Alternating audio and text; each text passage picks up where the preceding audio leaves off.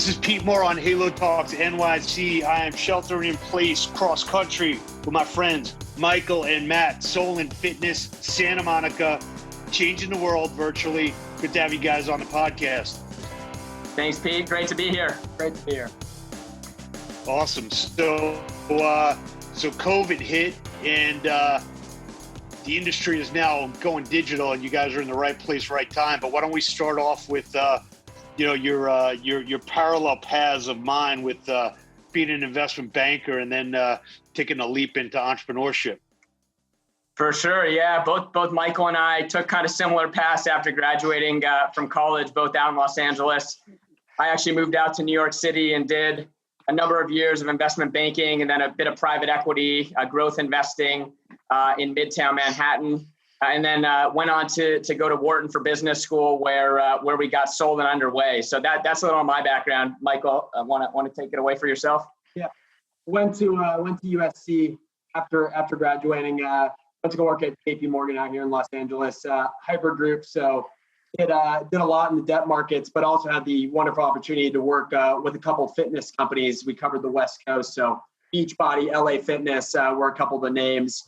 And so after that, went into an investing role, and obviously fitness is a huge passion of ours. So had to make a jump into the space. Yeah. So, let's talk about being an investment banker first, and then kind of morphing into, an entrepreneurial startup. What I found was I had a much deeper appreciation once I started running a company, versus putting it into an Excel model. So, start off talking about, like, did you fully understand what you were getting into, and how did it kind of test your patience and, understanding like, hey, I'm going to build this, but, it's going to take a little longer than what it takes to build the Excel model. Yeah. Well, I think Michael and I are both ultra competitive at heart. And so coming out of, I guess, non-target schools where you'd be recruiting into investment banking, so not an Ivy League per se, a lot of people told us that we couldn't get into that industry. And I think we both decided, if that's a great place to be and a great place to learn the ropes and to learn about business and to get a lot of experience, let's go for it and let's do it. And what better place to do that in than New York City, where there's a lot of energy and a great learning opportunity. You meet a lot of smart people. So, I think for both of us, it was about getting into an industry where you can learn a lot really quickly and grasp a lot of business tactics that you can ultimately take later into life. And so that was kind of the nature in which we got into investment banking. And, we knew it would be hard, and it certainly was, but it was also very rewarding. And we hope that it set us up on a path to ultimately put us in a better position to start a company one day. Got it. That's awesome. So, when you started Solin, did you guys see a void in the market, or did you say, this market is going to be so big that I have the right to create a company in the space? Yeah. There's so much content out there today. And so I'll kind of give you a little bit of the backstory and where we thought we would play in the market. But there's just so much content out there today, even pre-COVID, that, it can be confusing at times. And so the way we started was really as a consumer-facing application. We partnered with 16 trainers, average Instagram following of, call it 300,000. And the goal was, let's take their great content, let's make it super easy to sort and filter and discover that content on Solin. So things like, hey, you want to find a body weight chest workout, you just plug it into our filter and go ahead and find that. And so that's really where we started. Fast forward, COVID hits, we start to really realize the importance of community and social features on top of that, and layering that into what was already a great content delivery mechanism. And then, just as everybody starts to shift to digital, a couple people approaching us to white label our software, a couple brands. And, that's where just kind of the breadth and depth of the fitness landscape, we really noticed that, hey, we're in this thing. We really came into this thing just because we had a passion, but we can really use and leverage what we have right here to help out a lot of people and really make a process that's pretty difficult, which is to deliver content digitally. Make that super seamless, easy, and layer in that community feeling, which so oftentimes I think has been missing from transition to really working out from home. Yeah. I mean, you make an interesting point, and there's a lot of companies that want to go out and create a consumer brand, and then they get hit with like, hey, I've got a technology need, and I want you to help me power the relationships I already have. So, when you made that pivot, did you kind of like, change your hat and say, okay, I'm now powering somebody else instead of kind of powering myself? Absolutely. I mean, at the end of the day, when you have and clients, right, but we call them partners. So when you have partners and people that you work with, we're only successful if they're successful. And ultimately, they're the ones that are truly making the impact on the end consumer. If we're successful, nobody ever knows who Solin is. They only know who the end company is, the brand, the fitness brand that's delivering that content and community. But at the end of the day, we are responsible, and it's up to us to really help these individuals that we work with, help them deliver their content, build that community in a really special way. And so that's something that we try to bring to the table from day one, even before we partner with clients, really strategizing on that, almost acting as a little bit more of their consultants, given our investment banking and private equity backgrounds, and thinking about things analytically, critically, and really having a broad, full-scale partnership rather than just being that technology provider. And we think that's where we can ultimately be more impactful and differentiated. So, as you look at, being a white label technology platform, do you think maybe COVID was possibly, in a weird way, somewhat of a blessing for the bricks and mortar guys where, maybe if this happened 2 or 3 years from now, they might have been so far behind that they might not have, been known to be able to provide the digital because Peloton and Aptiv and, Strava, whatever, it would have been like, dude, you're my bricks and mortar guy. And like, I have a digital app already. So what's your view on the timing of all this? And maybe in a weird way, it kind of woke up people to understand that their business is not, checking in and out of the club. Yeah. You make a great point there in that now is really, it's imperative, but also, 2 years from now, if people were looking to go digital, Peloton may be the only name in the space. And I think what we're increasingly realizing is community is ultra important. And so the brick and mortar guys, they did a great job of creating that community in the gym, in whether it's boutique or whether it's people knowing your name at the front desk. And that's not always the case when you're just getting in there and doing a Peloton ride. And so I think right now it's really just that opportunity when Peloton hasn't developed those community features quite to that level for these brands that are really strong brands that really know how to motivate people. Because at the end of the day, fitness is a people business. Giving them the tools to do that in the digital age, as well as to do that, at some point it'll be a hybrid model that people will go back to the gym, maybe not in as full of a force, but using the digital really as a way to engage people at all times, make sure that we're really seeing results, throughout the cycle of a person's, membership or partnership with a gym or studio. So from a standpoint of, some of the clients that you're talking to now, and, maybe some of the pushback might be, hey, look, man, I'm doing Zoom, I'm doing Instagram Live, I don't need what you're doing. Do you feel like we're reaching a tipping point where that's just not going to do it anymore? It was a nice Band-Aid to COVID, but if you want to run a professional operation, like, you got to use what we built here.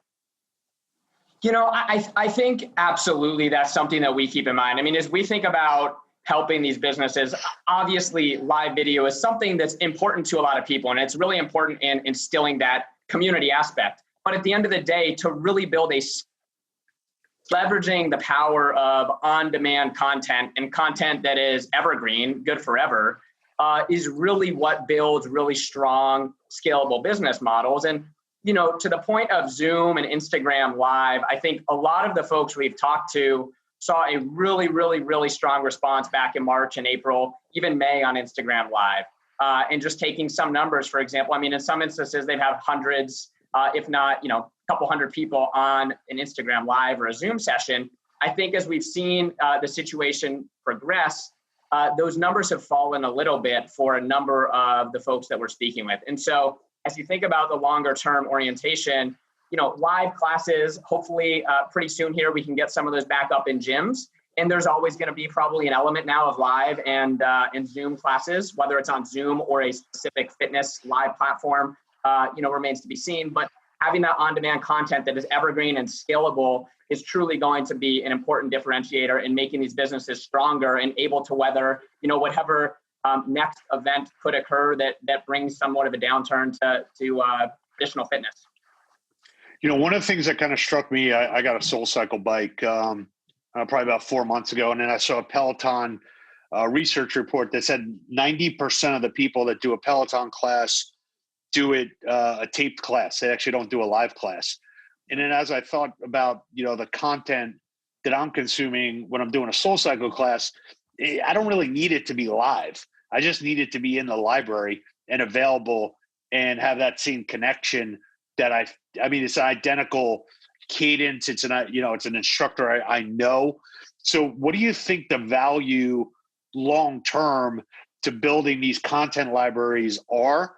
And do you feel that these health clubs and boutique fitness owners fully appreciate the value of a great instructor?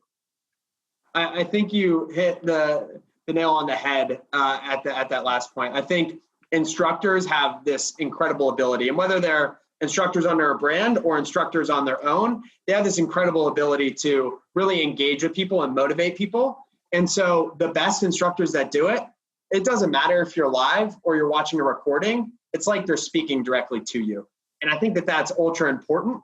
And the more you can capture that, and the more that you can make that readily available to your consumers, the better off you're going to be in the long run. And so we're at an interesting point here where there is this proliferation of live. And I think, for some people, as you mentioned, live will be important and it will be an offering. But it's also going to be ultra important to, at any point in time, somebody can just snap their fingers and go and get the perfect workout class for them. And that's really what this on-demand library enables. It's not like these videos go bad. They're forever good. And building up that content library is going to be ultra important as we shift to the digital age. And I think the other element, Pete, that you kind of alluded to is from a trainer perspective, not everybody likes the same trainers, right? I mean, if Michael or I go into, let's use Barry's boot camp for an example, I may really like one trainer and Michael may really like another one. And when you're doing live classes, and that's not to say you can't have both trainers going live at the same time, but it gets a little bit trickier on that front. So if you do have that on-demand content library where, every trainer has 15 or 20 workouts that you can go to, it allows really all of your customers to be satisfied because you can always go to the trainer that really resonates with you, that teaching style that resonates with you. And that's what's super important as well, in our opinion. Now, do you guys also consult or advise clubs and boutique operators on some kind of compensation structure or commission related to, instructors getting some type of revenue share, or, what have you seen on that front? I'm not really privy to, how that works.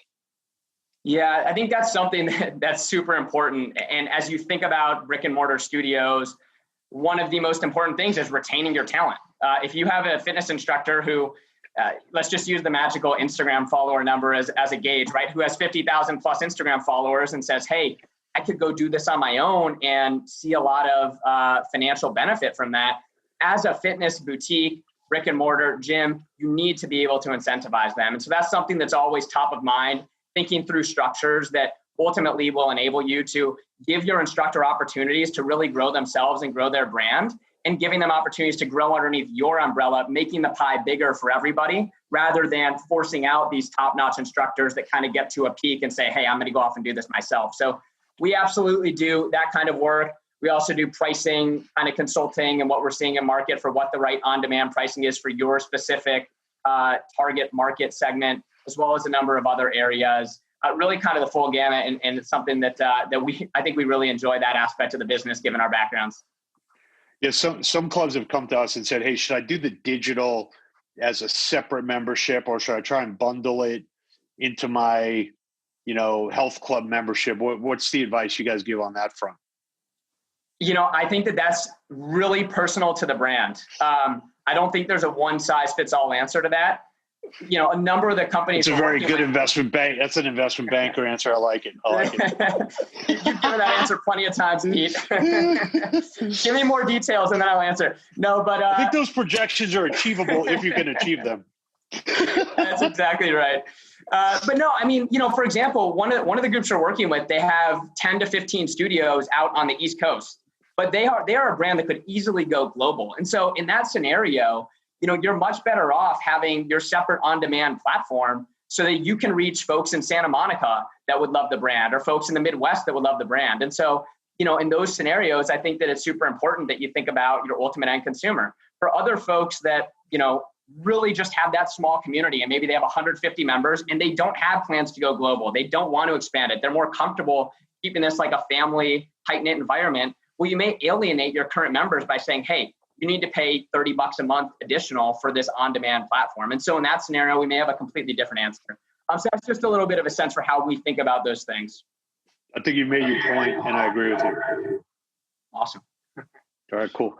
Hey, one other question I have related to the data. So, Dave and I, talk to people and they get so immersed in the data, and they've got a studio or they got a club. And I'm like, we were just talking to this guy, Frank Lawrence, who runs a Little Rock Athletic Club. And, he's like, I like to listen to the members. I like to actually go play pickleball with them. I like to go take a Group X class and I listen to them.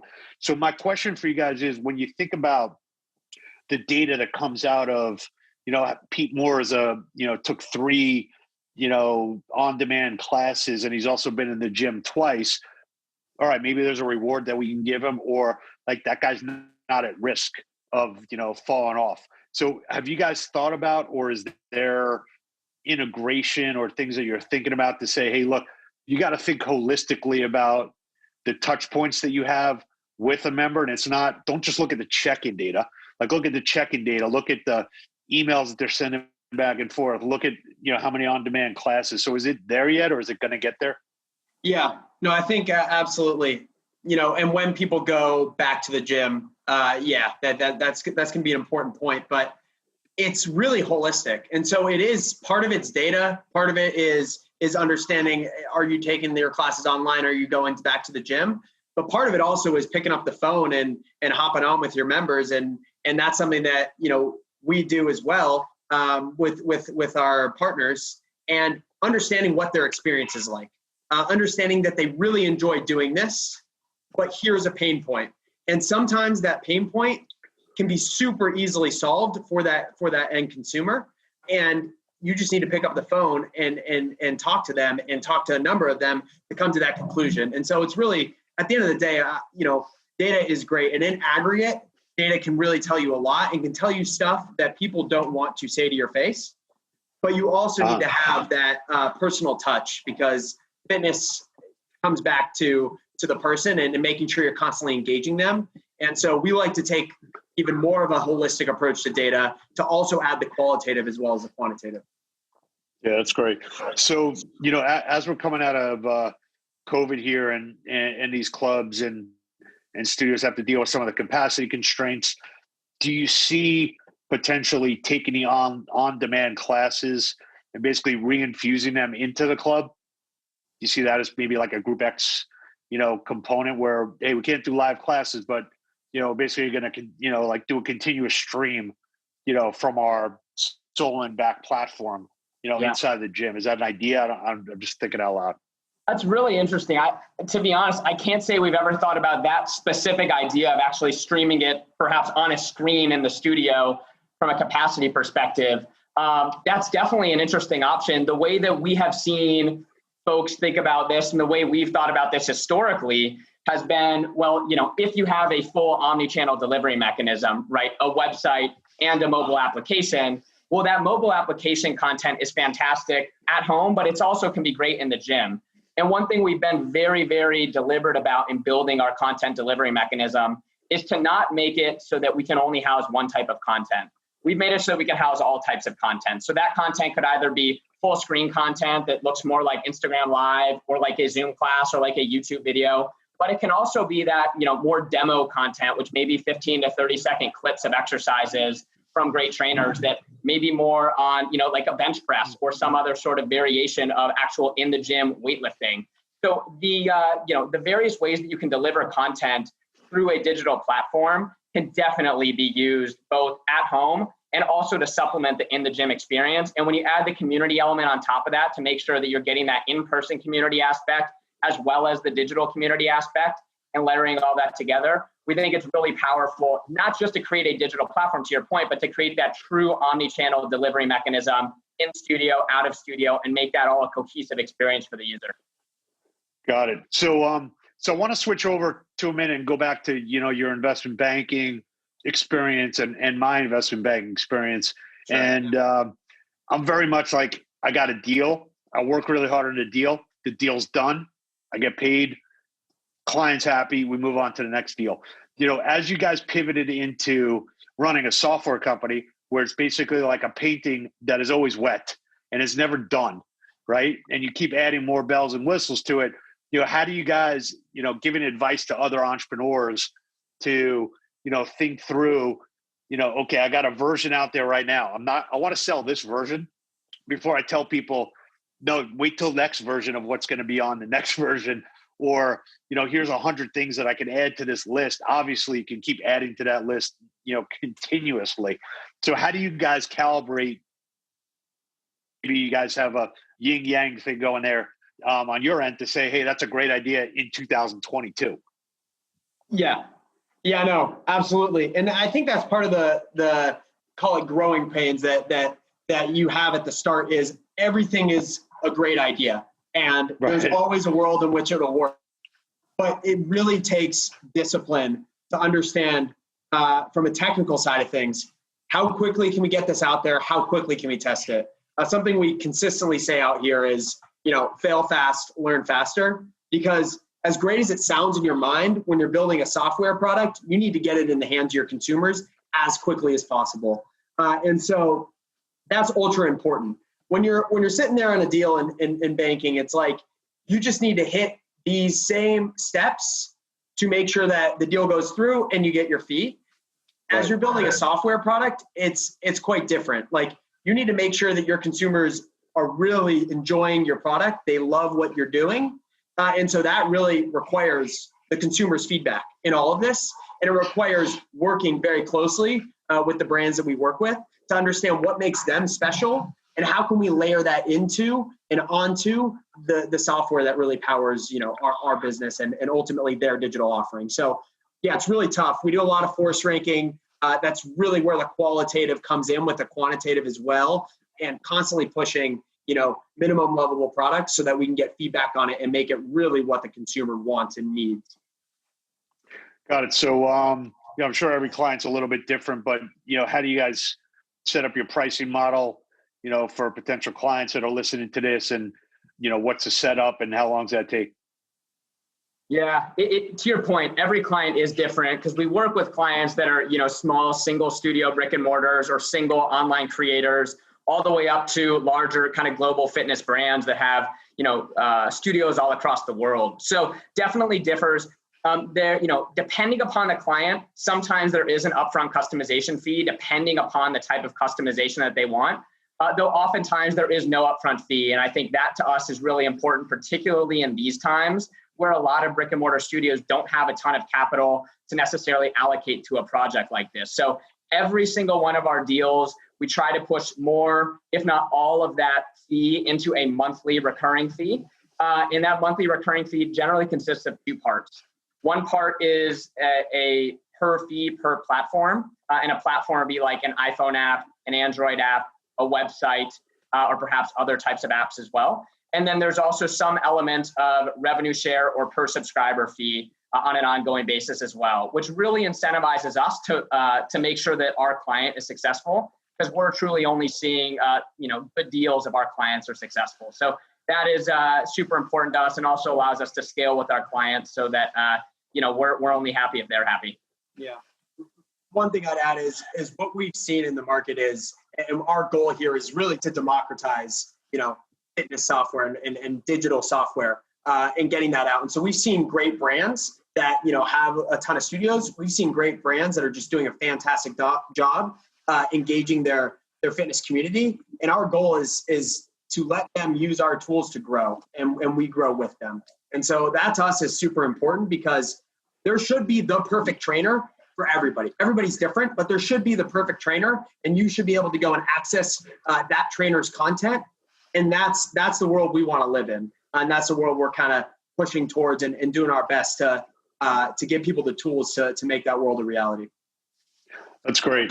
So, from a standpoint, last question here, as you look at the core health club market and you look at the core boutique fitness market, which obviously is your core client base, do you see, or have you gotten any inbound requests from, insurance companies, corporate wellness, or, other groups that, may finally join, the Halo movement and understand that, preventative health might be a solution versus, getting people into the hospital and on these crazy pharmaceuticals?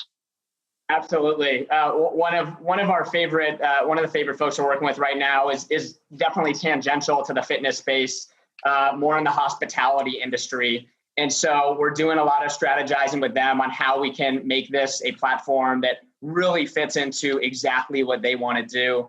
So really exciting partnership that we're hoping to announce here in the coming weeks or coming months. In terms of the broader movement and potentially going into the more corporate wellness, or just fully, not even necessarily tangential industries, but just completely different industries, we absolutely see a world in which this software is very easily usable for them and very easily transferable, which is super exciting to us, and something that we are, we'd love to Michael's point, democratize fitness and make it accessible for everybody. So that's something that we're very excited about. At this point, as you know well, Pete, the fitness industry is a crazy space, and there is so much activity. So our focus does remain on the fitness space today, but longer term, the opportunities are endless, for lack of a better way of putting it. Awesome. So we usually end with some good quotes. So you guys got any good quotes that you knock around or that you live by? Sure. You want to go first or second, Michael? I'll go first here, because I'm gonna steal what's sitting on my brother's computer screen here. But I think it's important. It says, "Be human first," and I think oftentimes we can get caught up in everything that's going on. We all have stresses in our lives, but at the end of the day, making a connection is difficult to do, but it's incredibly important to do. And I think that it's important as you build culture within a business, and it's important as you build partnerships, is to understand that you're sitting across from a human, and we're all trying to grow the pie as opposed to split up the pie. So I think that's ultra important. Yeah, I like it. Mine's a little longer. As a basketball fan, though, you'll have to bear with me. It's by the late great John Wooden. I grew up a big UCLA fan and went to school there. A great UCLA basketball coach, and he says, "Success is peace of mind, which is a direct result of self-satisfaction in knowing you made the effort to become the best of which you are capable of becoming." So in other words, success is not about the end outcome, but it's about the effort you put into it and about giving your all in all circumstances. And I think that's kind of the culture that we have here as a company. Everybody's going to make mistakes. You're going to make mistakes with partners. It's just the fact of life, but it's not necessarily about that. It's about really, giving your all in all circumstances and doing all that you can to ultimately do right by everybody you're working with and do right by yourself. Yeah, that's awesome. So hopefully coming out of this sheltering in place, once in a lifetime pandemic, we, more people understand what we're trying to provide here. And I think, collectively we are the solution to a lot of problems. We're trying to solve loneliness, obesity, and diabetes, as you guys are, directly and indirectly. And that comes with community, and that comes with giving people access. So glad we got connected here. Look forward to helping you guys out as much as possible with your success. I like to say, like Wolf Blitzer, we like some breaking news. So when that big account comes in, you could tell us first. It'd be nice to put it on Halo Talks. And I look forward to getting a workout with you guys in December when I get out there. Pete, thanks so much for having us. This was a pleasure and a blast, and we're pumped for Manhattan Beach as well. Yeah, can't wait for the workout. I got it. I'm in. All right, guys. Talk to you soon. See ya. Appreciate it. As we continue to build our Halo Talks email notification database, want to offer you a free $10 instant gift card from our friends at Promotion Vault. Also to show you how easy it is to offer your members and prospects and clients the ability to get desired actions out of them and reward them in real time. Go to halotalks.com, put your email address into the pop-up box, see how it works, get a free $10 gift card from us, and keep listening and making everybody great.